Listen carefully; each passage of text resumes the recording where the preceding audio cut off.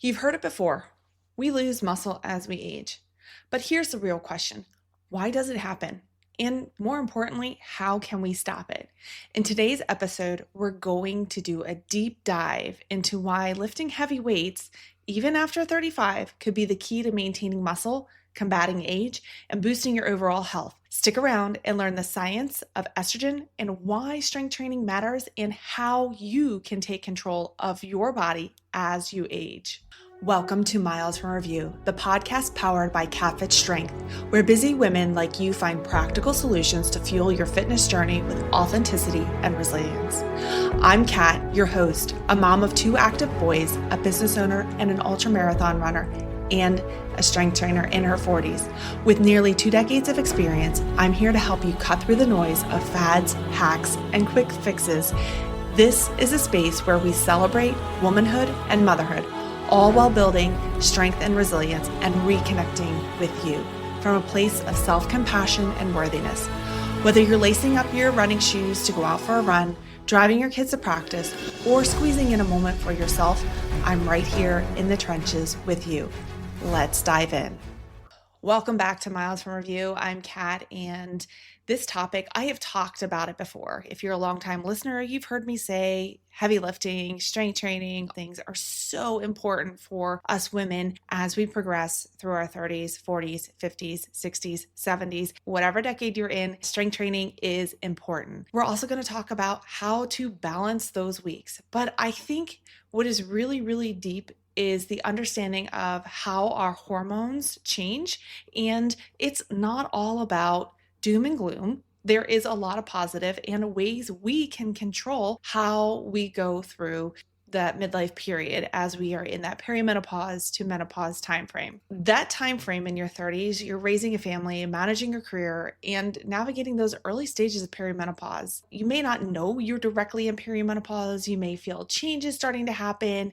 And sadly, you can talk to your doctor about it, but sometimes there just isn't more knowledge on that. Your doctor may be dismissive. You yourself may be still building your family between that 35 to 45 range, where our hormones are starting to fluctuate and starting to prepare us for that menopausal years. Does not mean that anything is wrong with that. It's just the way life is. Or maybe you had your kids when you were in your late 20s or early 30s, and now you're starting to feel those flexes. Could it be perimenopause till menopause? Maybe it's not. So really what you can do to set yourself up for success and not feel like you've tried everything and failed. So we're going to be breaking down, like I said, those hormonal changes that come with midlife and explain why muscle mass naturally decreases after 30 and why it is so crucial to take control of your strength now. You'll also learn how to structure those workouts to build muscle power and strength and navigate your way to better health despite these changes. But we're going to go into what midlife really is and when perimenopause starts to affect us. With that, it's different for each person. Does not mean there isn't answers for you. I want to be very clear on that. One of the biggest things that I would say with perimenopause and menopause is look to the women in your family. See when they went through menopause. That can kind of give you a time frame as to when you might be entering or feeling some of those perimenopause flexes. On average, it's about like 8 to 10 years before you go through menopause. Each person is different, so you need to make sure that you document it for yourself. Also have those conversations if you can with sisters, mothers, aunts, etc., all the women in your direct bloodline family. That can really help shed some light on the age frame of when you might be going through it. Symptoms are different for each person. Sometimes how your mom went through perimenopause to menopause also may give you some indication. However, there are some differences there. But going back to what does midlife even mean? We hear midlife, am I middle-aged? Am I in my midlife? What does that really mean? But it's oftentimes considered, right around the start of your 40s, so a little bit over 35. That is when we start to notice some changes. Midlife isn't just a number. It's kind of a shift in priorities, energies, and the way our body responds to life. If you're raising a family or juggling multiple roles, you're navigating changes physically, mentally, and emotionally. The stress of trying to do it all can really take a toll. Trust me, I am right there with you guys. I mean, Juggling it all and the stress of it can really be exhausting. But midlife is also a time to lean into our own strength because physically things are changing. You might notice it's harder to build or maintain muscle, or you might feel like you just naturally were strong or a little bit harder and you're feeling quote unquote softer. You might find that you could go do a hard workout or do something really hard for a weekend, but now it's taking longer to recover. Or maybe you're seeing more fat accumulate around your abdomen.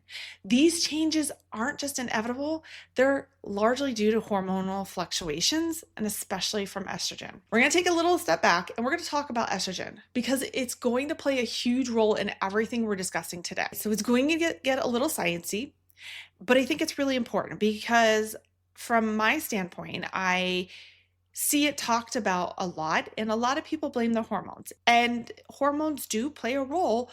However, estrogen is not often gone into a deep dive. It's just like, oh, estrogen is the main player. It's the thing that is causing the issue, and that's that. Perimenopause is that transitional period before menopause. So it typically starts in your 40s and it can happen earlier. It's when your body gradually starts to produce less estrogen and your ovaries slow down in releasing eggs. So this shift has a big impact on that muscle mass, metabolism, and fat distribution. And here's why. Estrogen does more than just regulate the menstrual cycle. It's essential for muscle preservation, that fat metabolism, and bone health. And as estrogen levels drop during perimenopause, muscle mass tends to decrease more quickly, while fat, particularly around the abdomen, starts to build up more easily. So let's really break this down, okay? Because if we understand kind of the science, we can provide a little bit more understanding on what's going on with ourselves and give back control to yourself. So there are three main types of estrogen: estrone, which is E1, estroidal, E2, and estriol, E3. And I may be butchering the pronunciations on E2 and E3, but roll with it here. E1, estrone, is the primary form of estrogen during menopause. So estrone becomes the dominant form of estrogen as we enter menopause. It's a weaker estrogen compared to the other two. So in how it impacts muscles is when estrone plays a role in maintaining that some hormonal balance, it doesn't have the muscle preserving power of estradiol. Okay. And again, that's E2. And that is the key factor why we lose muscle as we age. Now, E2, estradiol, and again, please, if I'm butchering these, but forgive me and reach out to me, I will learn how to pronounce them. The dominant form of estrogen here is E2, and those are in the reproductive years. So that is the strongest and most effective form when it comes to muscle preservation and metabolic health. And how it impacts muscles is it plays a crucial role in muscle protein synthesis. So that's the process of building muscle. Without sufficient estradiol, muscle breakdown accelerates and rebuilding slows down. So this can make it really harder to maintain and build that muscle, especially when you're strength training. E3, estriol, that is produced during pregnancy. It typically isn't discussed outside of pregnancy. It can still have a mild effect on the body's estrogen levels during perimenopause. So that's kind of like I don't want to say the lesser, but it's predominantly during that pregnancy time period. So estriol has a weaker effect on muscle mass metabolism as estradiol. However, the presence alongside of low estradiol can also contribute to the decline in muscle mass and muscle function. All in all, as estrogen levels start to decline, particularly E2, that estradiol, your muscles become more prone to breakdown and rebuilding slows. This means you need to be more strategic with your strength training to maintain and build muscle mass. Okay. So that nowhere in there says it's impossible. It's just being very strategic with maintaining the muscle mass and to build your muscles. All right. Let's dive in to why lifting heavy matters. You've heard me talk about it so much on this podcast. And if there's one thing I hope you take away is understanding some of the strategicness of why we need to lift heavy and how it is possible even in a busy schedule. The simple answer of why it matters so much in midlife is it's all about preserving your muscle, building bone density, and improving functional strength, not just so you look stronger, but it's about feeling strong. Aesthetic goals, I'm all for it, but we also have to understand it's about feeling strong. Think about individuals, particularly women, maybe in your own family or others that you might know who are older. You see them as very strong, and then at some point they look frail. Whether or not they're still independent, they just start to look frail. Again, I can think of individuals who I have known throughout my life where they are very strong individuals, and then at some point they start to look very frail and limit themselves. This is something that strength training can give back, and we want to feel stronger. So if we're focused on aesthetic goals solely, it can jeopardize feeling strong, being more independent and mobile as we get older. So when you lift heavy weights, what you are doing is you're stimulating hypertrophy. Hypertrophy increases the muscle size. I want to be very clear on this. You will not bulk up. If you want to bulk up and look like a bodybuilder, that is a different way of working out. So that is not what I'm talking about here. If that is for you, fantastic, but that's not what we're going to cover today. So the strategies today are maintaining current muscle mass, building more muscle mass in which you will not bulk up, you will build strength. So lifting in the 4 to 6 rep range with heavy weights is optimal for building muscle. Research shows that this type of resistance training is really a very effective way to combat age-related decline in muscle and strength. But there's more to it than just muscle growth. Heavy lifting also prevents injuries. And as we get older, falls and trips become a real concern.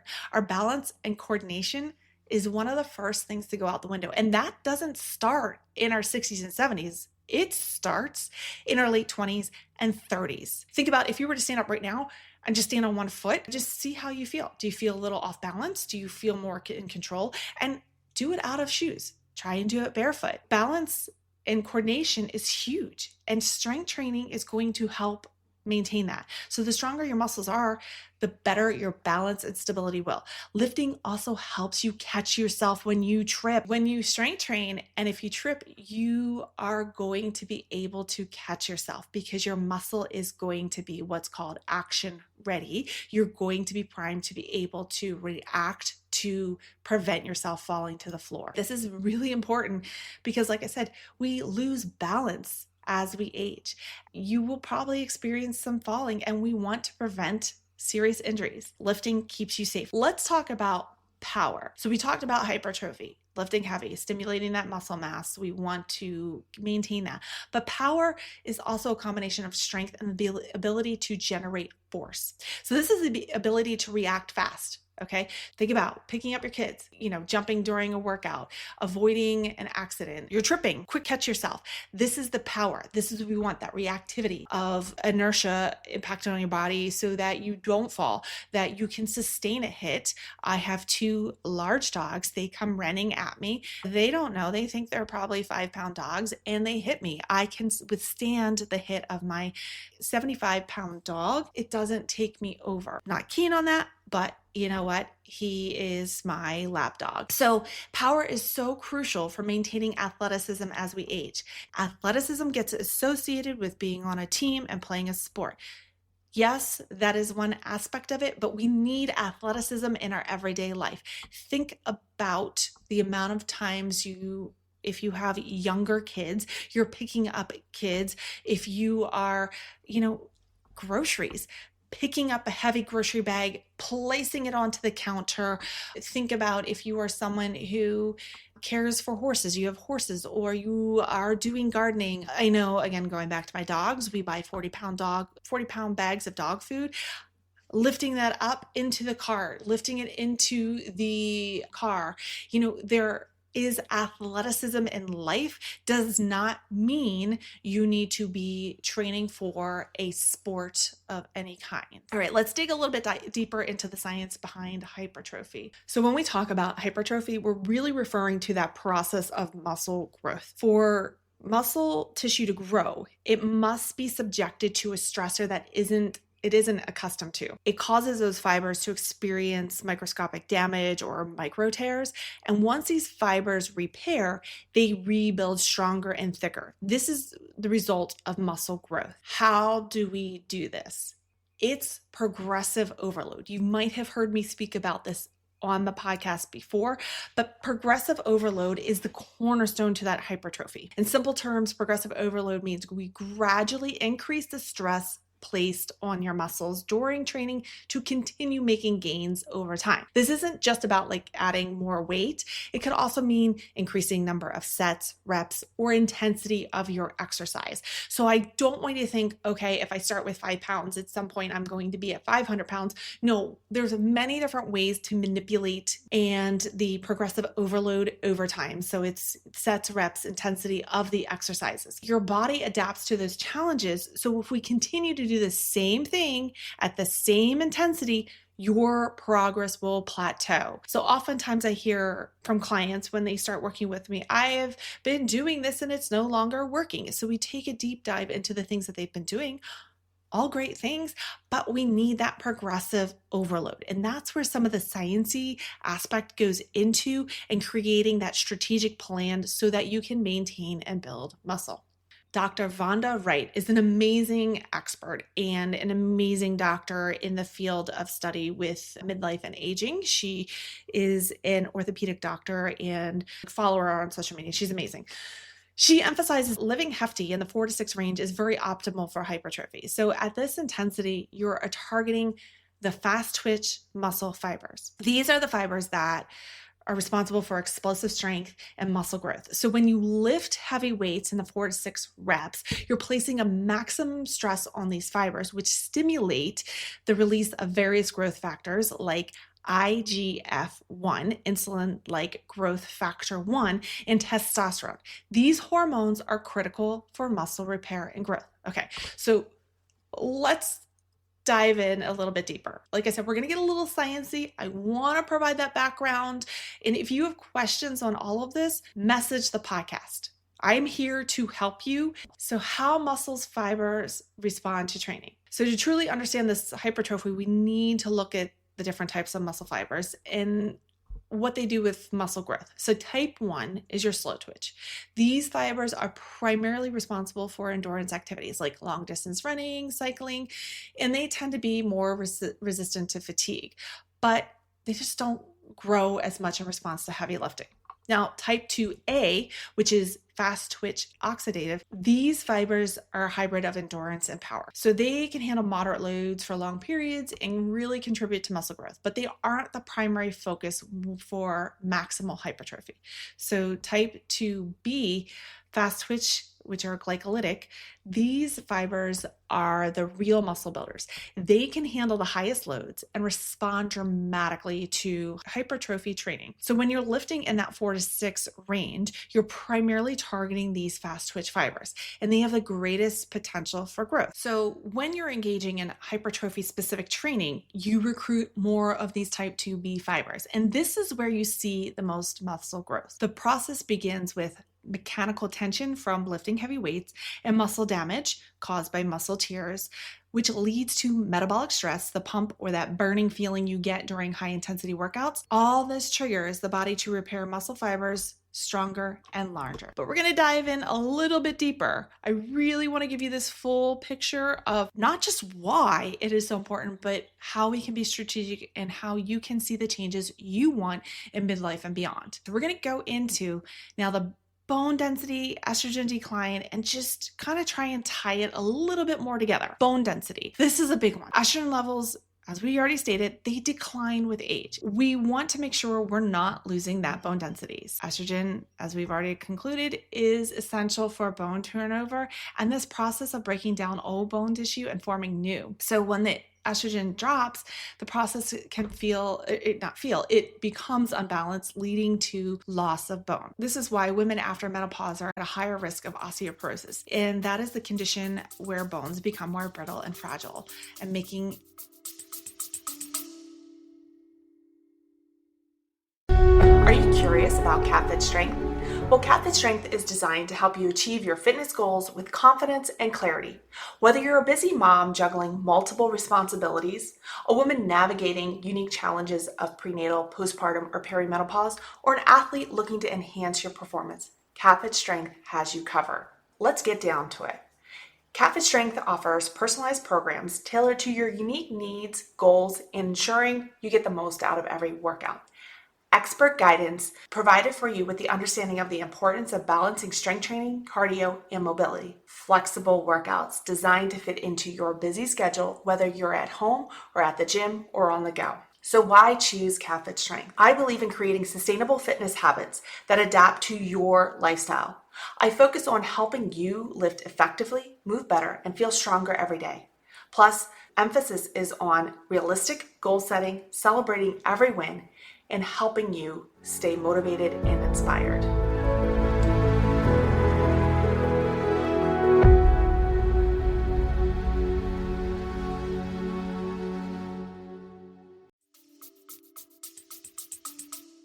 You're more prone to fractures. So this is where heavy lifting comes in. Strength training, particularly weight-bearing exercises, stimulate bone formation. So the mechanical stress is placed on the bones when lifting heavy weights and encourages bone-building cells called osteoblasts to become more active.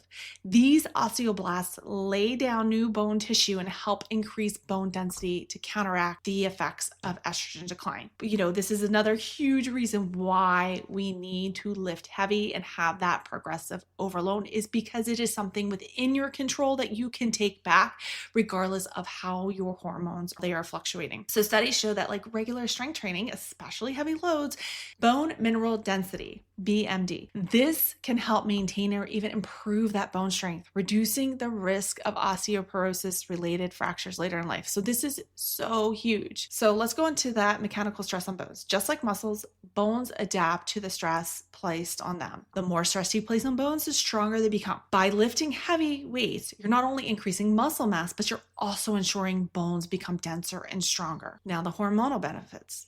Strength training boosts the release of growth hormones and testosterone, which play a role in bone health. These hormones stimulate the production of bone-forming cells and increase bone remodeling, which maintains bone density. Weight-bearing impact. So weight-bearing activity like walking, running, lifting forces your bones to support your body weight, and it encourages bone strength. Lifting weights is one of the most effective for weight-bearing activities because they have high forces involved. How do you put together a strategic strength training plan? We want a multifaceted approach that tackles both muscle preservation and bone density, where you are focusing on hypertrophy for muscle growth as well as power and maintaining that athleticism. So to optimize that hypertrophy, we want to focus on compound movements like squats, deadlifts, bench press, and rows. So these exercises are working multiple groups at once. So they're going to provide a greater training. When I write plans, I focus on compound movements. I do not specialize with focused body part plans. So it's not like back and chest one day, legs one day, core one day. No, we are focused on the whole body because of what compound movements do. They provide a greater training effect. So we're going to lift heavy with proper form. Heavy is related to you. It does not mean a number that is universal. Heavy is unique to you, and I want that to resonate with you there. I want you to kind of take that away. So we're going to stick 4 to 6 rep range to stimulate that muscle growth to engage those fast twitch fibers. Using challenging weights, but allowing you to maintain good form. Good form, I am a stickler with form because it allows the muscles to engage the way they're supposed to. Also prevents injuries. I can't tell you how many times I have had clients come in scared to do exercises because they have gotten injured before.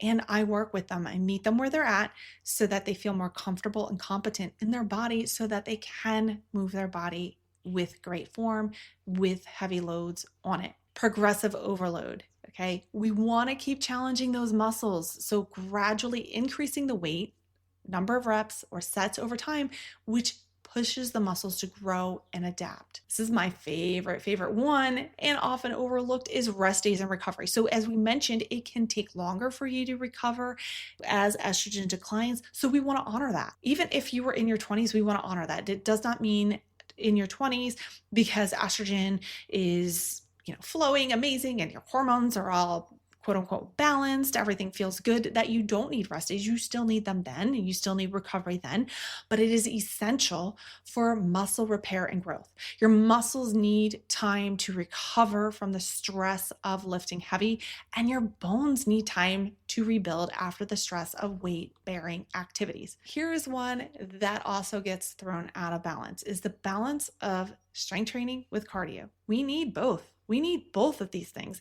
but it does not have to be a cumbersome plan that takes hours. So lifting heavy is so essential for bone health, but we need our hearts to be healthy too. And that's where cardio goes into. So moderate cardio into your weekly routine is going to help that heart health. We're going to take a quick pause before we keep going on with this. And I want to take a moment to share something that could help you get started with your journey today. If you're ready to take your strength training to the next level, check out my CatFit Strength program, where I offer tailored strength training programs for women like you, whether you're navigating perimenopause, managing motherhood, or just looking to build muscle safely and effectively. With custom plans designed to meet your body where it's at, CatFit Strength can help you feel strong, injury-free, and empowered. You can find all the details at cat.fit or just message the podcast. I will get back to you. Let's keep diving into how do we structure a plan. Hopefully you're still sticking with me and not feeling overwhelmed. So I'm going to take a 7-day workout cycle. Your cycle does not have to be 7 days. You can look at it and extend it to a 12-day cycle. We're going to focus on 7 days. So this 7-day workout cycle, and again, this is just a mere outline and suggestion. This is not something that I want you to take and just start doing. It is just a broad-based overview so you can conceptualize how it all can work together. So this cycle is to build muscle, endurance, and strength. The key to success in any strength training program is progressive overload. I can't say that enough. Again, you're gradually increasing the intensity of your workouts. So let's look at day one. Day one, a Monday, can look like heavy strength training day. So this is focused on compound movements like squats, deadlifts, overhead press, and aiming 4 to 6 reps with heavy weights targeted for hypertrophy. So potentially 3 to 4 sets with 4 to 6 reps. Day two, active recovery. What active recovery means is something like cardio. So doing like a low intensity cardio, like walking, cycling, or swimming for 30 to 45 minutes. This is going to allow the muscles to get that good blood flow in there and aid in muscle recovery. That is also coupled with some mobility and stretching, maybe some self-myofascial release, like foam rolling, using the stick. And that is going to allow your body to feel good and get that mobilization into that body if you're feeling a little stiff from a heavy strength training day or from the stressors of life. Cardio is so great. I want to stress that you can do walking, cycling, swimming, spinning, or even on this day, pairing it with like a yoga class if you enjoy yoga. Day three, we want to look at hypertrophy. So we're looking at moderate reps. So again, it's not always about heavy lifting, but that is the cornerstone here, as well as progressive strength. Day three is hypertrophy, moderate reps. So we're working in the 8 to 12 rep range for muscle definition. So this is that muscle endurance fiber here, and we're focusing on specific muscle grips. Now, as I mentioned earlier, it's not, okay, well, this is where we only focus on leg day, and then the next week it's chest and back. No. It's still total body, but we're really working on those focused movements. So it might be lunges, dumbbell rows, leg press, the ones where it's not all about those compound movements, but we are having some of those compound movements in there, and we're focusing on what I call accessory lifts, backing up that support of that body. So this is where that stability, that control in that body, think about like falling, how you have to catch yourself. Heavy strength is really creating that big, strong body. Day four, we're going to focus on mobility and stretching. So we're focused on dynamic stretching, foam rolling, really to reduce that muscle tightness. It's about 20 to 30 minutes here. Now with this day on day four, You can also incorporate some great walking, cycling, but we're not focused on getting on any sort of cardio equipment or getting outside and hammering hard. Again, that goes with day 2. We can look at ways, and I do have some of my clients doing some interval training with their cardio, but it is focused on what works best and how they recover. That doesn't mean we avoid it, but that's where it becomes individualized. So when I say cardio, I don't want you to think full all out hard as possible. We can stay in that steady state zone 2. I'll do a whole podcast on cardio. Here's another area where we can incorporate, get out in nature and find that good stress release there, but getting that mobility and stretching in there. Day 5, do all power explosiveness. So it could be box jumps, medicine ball throws, kettlebell swings to build that explosive strength. With this, it's not that I'm starting my clients out doing big, deep box jumps. There are many different ways to get that power and explosiveness without thinking I'm jumping down from a big box. I am, throwing weight around. It's meeting yourself where you're at, and we build that power explosive so that the body can handle a load if you were to have to sprint after your toddler, or if you trip, you can catch yourself. So day 6 is this full body strength. We're going to be focusing on higher reps, 8 to 12 reps per exercise, and about 2 to 3 sets, 8 to 12 reps. The weight is going to be a moderate weight. You're going to still feel it heavy in your hand, but it's not going to be all out super heavy all the time. Day 7, rest and recovery. Take a full day, relax, recover. Maybe you need to do some mobility. Maybe it's just a nice, easy walk in nature with the family. But really, that is kind of how a whole 7-day framework will look like. So to recap, day 1, heavy strength training. Day 2, active recovery with cardio. Day 3, hypertrophy, thinking moderate reps, 8 to 12 range. Day 4, mobility, maybe another cardio specific workout. Day 5, really working on that power explosive. Day 6, full body, again, going back to that hypertrophy, moderate reps. And day 7, fully off. All that being said, this is just a 7-day framework. It does not mean that I have all my clients doing all of this. This is just an ideal situation. Some of my clients strength train 2 times per week because that is the season of life they're in. And then they have cardio movement outside of that. So it has to work for you. And the last thing I want you to feel is I can't do 7 days like this. No worries. A heavy strength training day in and get a moderate strength training day in. And that is going to be incredible, and focus on getting that movement in everyday life. So do not feel that this is the absolute only way you're going to see success, because this is just one example, and there are many different ways you can cater it to yourself. Let's recap this because I threw a lot at you. Lifting heavy, progressive strength training is where it's at for women in midlife. Not only does it help you preserve muscle mass, but it also allows you to build strength, power, helping you prevent injuries and keeping you feel your best any age and any decade you are. If you're navigating those changes of perimenopause or managing the demands of family life, lifting heavy and focusing on muscle growth is really going to give you that energy and that resilience you need for your life. And as I mentioned mid-show, if you really are ready to do this and you're like, I just need someone to give me a plan, I'm your person. I can help you with this. We can chat.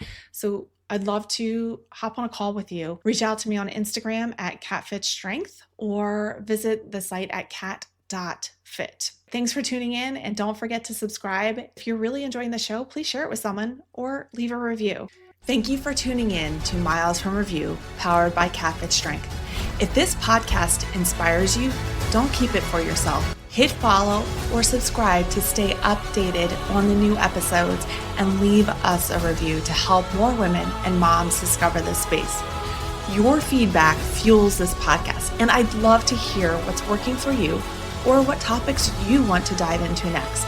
You can connect with me on Instagram at catfitstrength, or share this episode with a friend who is ready to embrace her strength. Remember, fitness isn't about perfection. It's about showing up for yourself and finding strength in every step of your journey.